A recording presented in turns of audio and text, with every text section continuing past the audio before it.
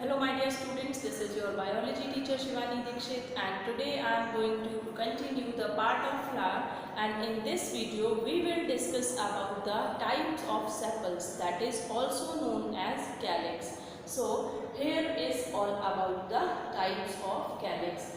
First of all, we will understand the graphical representation of its type. As we know that calyx is differentiated into two parts. How many parts? Into two parts. First part is named as gamosepalous. Sepals says sepalous, gamosepalous, and polysepalous. Here the meaning gamosepalous and polysepalous comes from the Greek. So I would like to tell you the meaning of gamosepalous. Gamo means united and sepalous, as you know, it comes from the sepals. From this term polysepalous, poly means many or separated,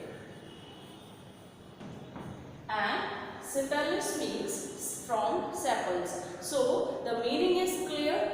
Gamosepalous, united sepals, polysepalous, separate sepals. Now we will discuss their structure.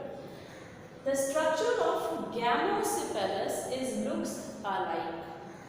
You are observing here that these are the calyx and these calyx are jointed. So you are observing in this A and B diagram, the calyx are jointed in one part. That is why they are called gamosepalous. In the polysepalous structure, you are observing that all the calyx are free and they are separated. They are not fused to each other. That is why they are called polysepalous. Now, you are observing the structure C and D as polysepalous. Here, the structure A and B is gamosepalous, C and D is polysepalous. Now, we are moving over the points to discuss and differentiate into the two. Sepals are fused together. Fused means connected, joined. Sometimes they are partially connected and sometimes they are fully connected. You are observing here in this structure, the sepals are connected partially, and in this structure you are observing that the sepals are connected fully. So this is the type gamosepalous. And already I have told you that in this structure, sepals are united. For example, sunflower, well-known example of gamosepalous. All you have observed sunflower very well.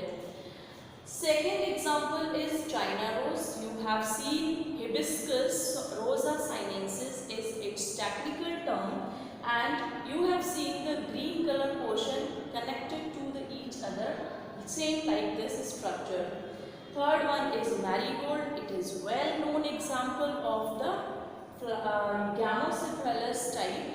And next is petunia. Petunia is also a well known example for the gamosepalous part of the calyx. Next is polysepalous point, that already I have told you, sepals are free.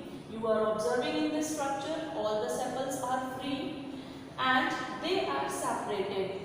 All the sepals are separated, as I have already mentioned in this video that free sepals are there.